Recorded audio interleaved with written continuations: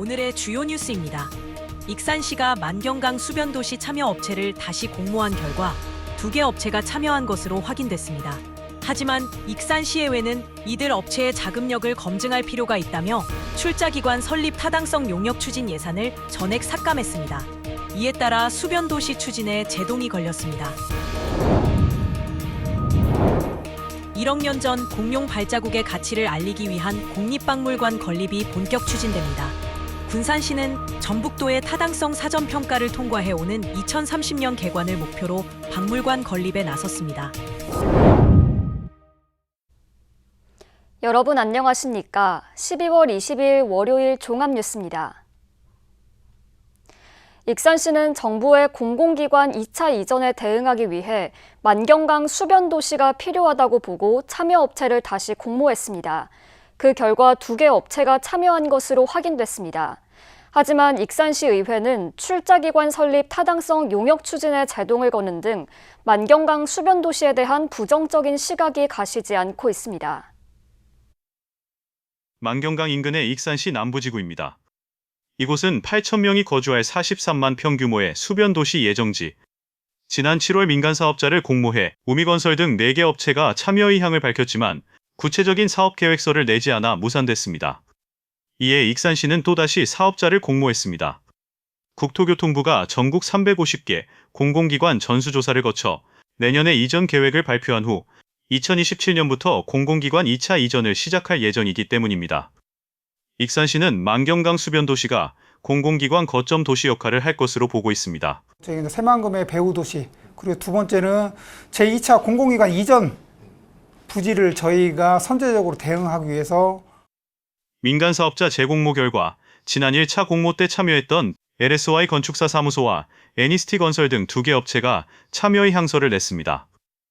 익산시는 다음 달 22일까지 구체적인 사업계획서를 받은 후 평가위원회를 거쳐 적격업체를 선정할 계획입니다. 하지만 우려는 여전합니다.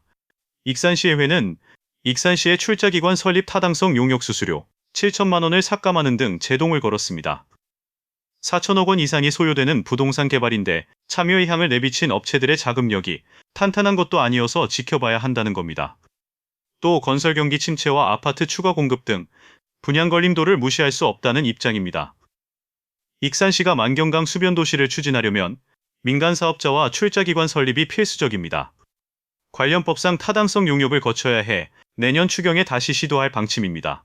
저희가 이제 사업자가 선정이 되면 출자기관 설립을 해야 되는데 타당성 검증을 전문기관에 의뢰를 해야 되는데 수변도시 건설을 위해 또다시 사업자 구하기에 나선 익산시. 이번엔 익산시의회가 출자기관 설립에 제동을 걸고 나서 사업 현실화되기까지 넘어야 할 산이 많아 보입니다. KCN 뉴스입니다. 익산시가 정부의 공공기관 2차 이전에 본격적으로 대응합니다. 시는 공공기관 2차 이전 대응 실무 추진단을 운영해 전북자치도와 협력 체계를 강화합니다. 또 농생명과 바이오 등 20개 기관에 대해 방문과 설명자료 제공 등 맞춤형 유치 활동을 체계적으로 전개할 방침입니다. 현재 전북자치도는 도지사 공약 사업으로 제2혁신도시 익산 유치를 확정했습니다. 국토교통부는 전국 350개 공공기관을 대상으로 전수조사를 거쳐 내년 공공기관 이전 계획을 발표하고 2027년부터 이전할 예정입니다. 기후에너지환경부가 새만금 수문 증설과 조력발전 사업을 본격 추진합니다. 기후부는 오늘 정부 세종청사에서 한국농어촌공사, 한국수자원공사, 한국수력원자력 등과 새만금 수문증설, 조력발전 사업 기본구상 용역 종합계약 협정을 체결했습니다. 이번 협정 체결은 새만금호의 수문을 증설해 수질을 개선하고 조력발전을 통해 재생에너지를 생산하기 위해 마련됐습니다. 용역에는 새만금 유역 전반의 지형과 수질, 수문 분석 등 물리적, 환경적 조사와 해수 유통량 증가, 조력 발전 방식 등이 담길 예정입니다. 국립의용소방대 연수원 건립 사업이 막대한 예산에 난항을 겪고 있습니다. 군산시에 따르면 연수원 건립 타당성 조사 용역비가 내년 국가 예산에 반영되지 못했습니다. 이는 1,500억 원에 달하는 막대한 사업비 부담 때문인 것으로 알려졌습니다. 다만 소방청은 차선책으로 자체 예산을 들여 연수원 타당성 조사 용역을 추진하겠다는 방침입니다. 군산시가 2050 탄소 중립 목표 달성을 위해 산업단지 내 에너지 자급자족 인프라 구축 사업에 속도를 내고 있습니다. 이 사업은 한국서부발전이 주관하고 전북도와 군산시, KT 호원건설 등 8개 기관과 기업이 지난 2023년부터 내년까지 310억 원을 공동 투자해 추진하고 있습니다. 사업은 태양광 11.69메가와트 규모의 직접 전력 거래용 설비와 소형 풍력 0.2메가와트, 고효율 기기 교체, 전기차 충전소와 문화 휴게 공간을 갖춘 메가스테이션 구축 등입니다. 인프라가 구축되면 30년 동안 416억 원의 산단 입주 기업의 전력요금 절감 효과가 예상됩니다. 이원택 국회의원이 전북형 피지컬 AI 거점화 구상을 발표했습니다. 이 의원은 오늘 도의회에서 기자회견을 갖고 피지컬 AI 기술과 기업, 인재를 지역에서 체계적으로 육성하겠다고 강조했습니다. 이를 위해 규제 자유특구 지정과 함께 피지컬 AI 연구원을 도내에 설립하겠다고 덧붙였습니다. 아울러 기업 주도형 캠퍼스를 조성해 청년들이 기업 프로젝트 등에 참여하도록 하고 관련 분야 인재에게는 주거와 생활비 부담을 덜어주는 피지컬 AI 교육수당을 도입하겠다고 밝혔습니다. 내년 도교육감 선거에 출마하는 천호성 전주교대 교수가 클린 선거를 약속했습니다. 천 교수는 오늘 도교육청에서 기자회견을 갖고 그동안 관행에 따랐던 것을 깊이 반성하고 있다고 밝혔습니다. 이어 불법 현수막을 일절 설치하지 않고 지역사회 인식 개선에 적극 나서겠다고 강조했습니다. 특히 네거티브 선거를 하지 않고 깜깜이 선거가 되지 않도록 토론과 공개 검증의 장에 적극 참여하겠다고 말했습니다. 조용식 전 전북경찰청장이 2030년에 익산 방문객 5천만 명 시대를 열겠다고 공약했습니다. 조 전 청장은 오늘 익산시청 브리핑룸에서 기자회견을 갖고 동부권에는 백제왕도 금마 관광벨트를, 서부권에는 금강 자연생태 치유벨트를 구축하겠다고 강조했습니다.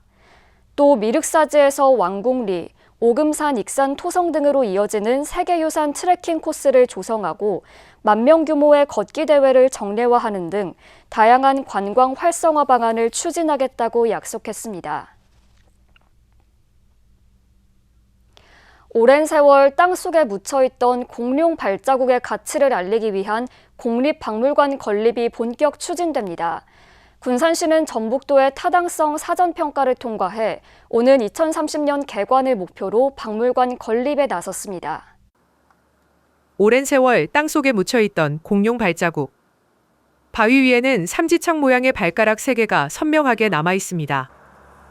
기원전 1억 년 전 중생대 백악기 시대에 살았던 공룡들이 남긴 흔적입니다. 이 발자국은 지난 2013년 도로를 넓히는 과정에서 공룡과 익룡 발자국 280여 개가 발견되면서 세상의 모습을 드러냈고 이듬해 천연기념물로 지정됐습니다. 이후 26억 원을 들여 보호 건물을 조성해 2년 전 일반에 공개됐지만 주변 관광 인프라 부족으로 월 방문객은 500명 수준에 머물고 있습니다. 이런 가운데 이곳의 도내에서는 처음으로 화석 박물관이 들어설 전망입니다. 군산시는 최근 전북도에 공립박물관 설립 타당성 사전평가를 통과해 본격 추진합니다. 중기지방재정계획에 반영할 예정이고 그에 발맞춰서 국비 확보 및 유물 확보 등을 통해서 2030년도에 개관을 목표로 추진할 예정입니다. 지난 2020년 첫 심사에서 탈락한 이후 전시 콘텐츠와 운영 전략을 보완해 재도전에 성공한 것입니다. 특히 화석 관련 시설이 남해와 해남 등 남부권에 집중돼 있어 접근성이 떨어진다는 점이 이번 평가에서 긍정적으로 작용했습니다. 박물관은 390억 원을 들여 지상 3층 규모로 오는 2030년 개관을 목표로 건립됩니다.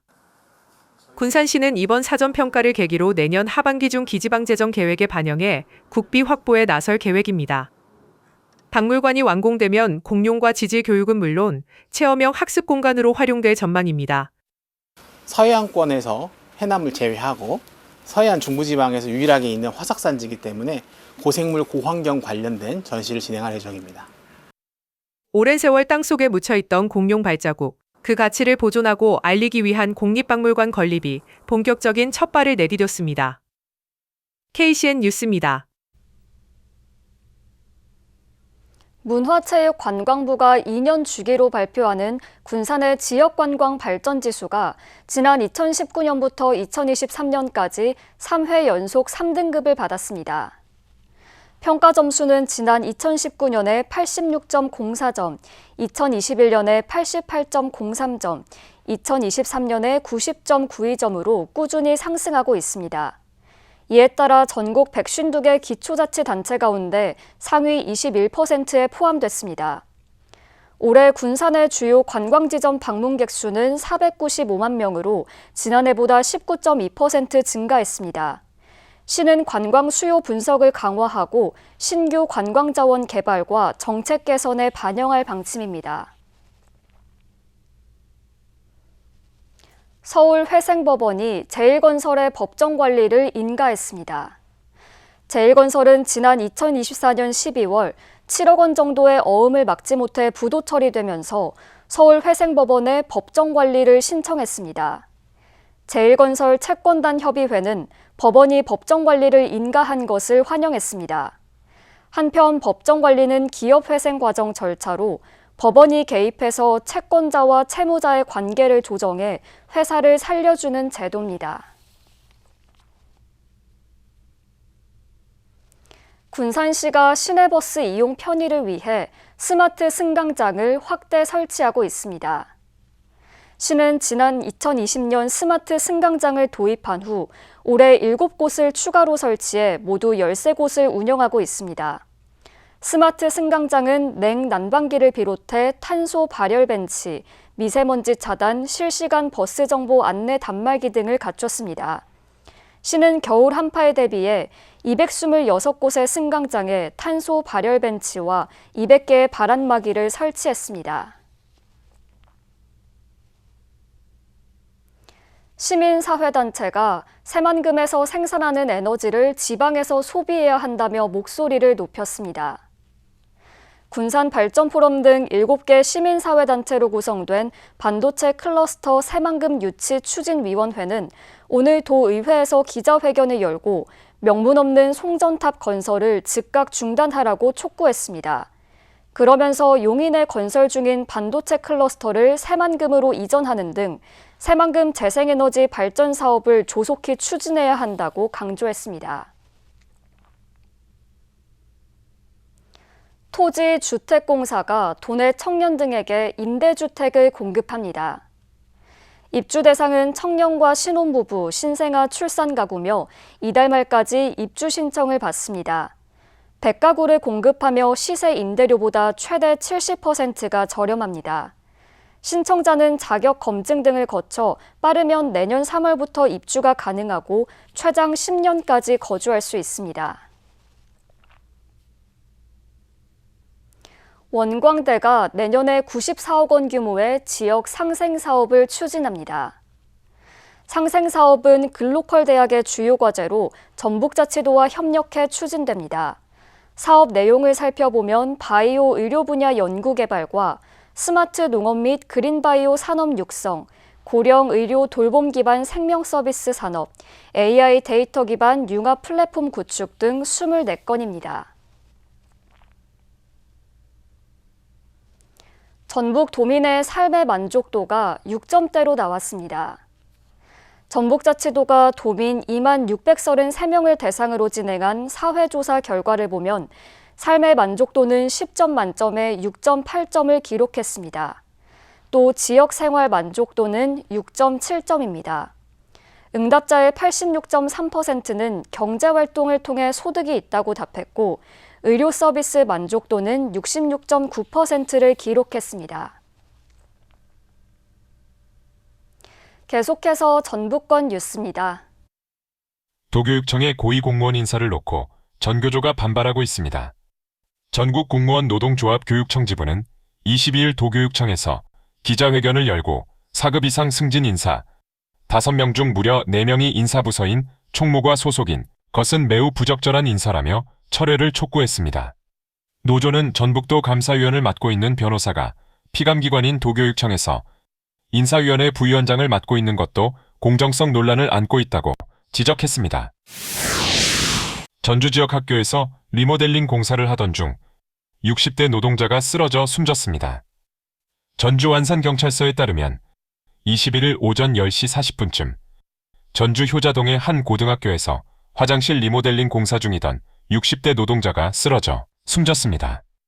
경찰은 숨진 남성이 30cm 높이의 페인트통 위에 올라가 창틀 작업을 하던 중 쓰러진 것으로 추정하고 정확한 사망 원인을 밝히기 위해 부검을 의뢰했습니다.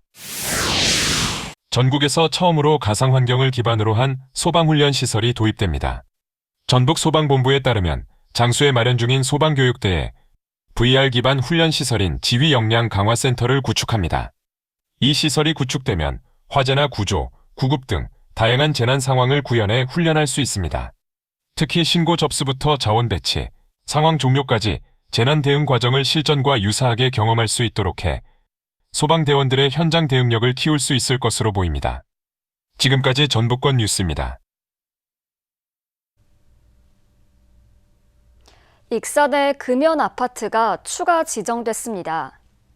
새롭게 지정된 곳은 송악동 예다음 아리떼이와 라송 센트럴 카운티 등 2개 아파트입니다. 이로써 익산의 금연 아파트는 모두 18곳으로 늘었습니다. 금연 아파트는 세대주 과반수 이상의 동의를 받아야 신청이 가능합니다. 지정되면 복도와 계단, 엘리베이터, 지하 주차장 등 공용 공간에서의 흡연이 전면 금지됩니다. 익산시가 올해도 청년 도전 지원 사업 평가에서 우수기관에 선정됐습니다. 고용노동부는 전국 86곳에 걸쳐 사업 운영 성과와 참여 청년의 변화 정도, 취업 등 사회활동 연계 성과 등을 평가했습니다. 익산시는 2023년부터 3년 연속 우수기관에 이름을 올렸습니다. 청년 도전 지원 사업을 통해 144명이 사회 진출에 성공했습니다. 익산시가 재난관리 우수기관에 선정됐습니다. 행정안전부가 전국 지자체와 공공기관을 대상으로 6개 분야 43개 지표를 평가한 결과 익산시는 행정안전부 장관 표창을 받았습니다. 익산시는 재난상황관리 대응체계 유지와 직원의 업무 이해도, 재난안전 분야 재정투자 계획 확대 등에서 좋은 평가를 받았습니다. 다음은 우리 동네 소식입니다.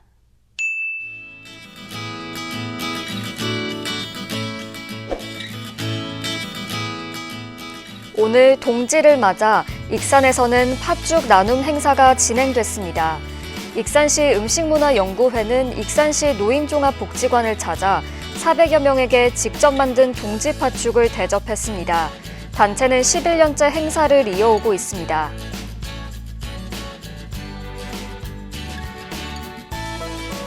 개정동 주민자치위원회가 어려운 이웃을 돕기 위해 나섰습니다.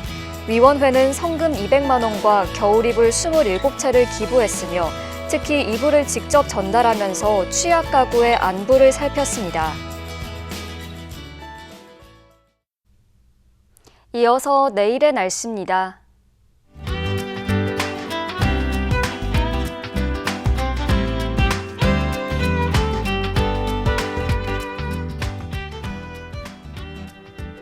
내일은 늦은 오후부터 5에서 20mm 정도의 비가 내리겠습니다.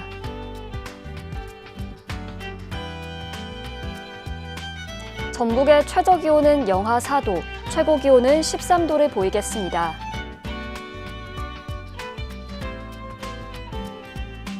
익산은 금요일 아침 기온이 영하 7도까지 내려가면서 강추위가 찾아오겠습니다. 군산도 주 후반 한파가 찾아오고 바다의 물결은 최고 1.5m로 잔잔하겠습니다. 날씨였습니다.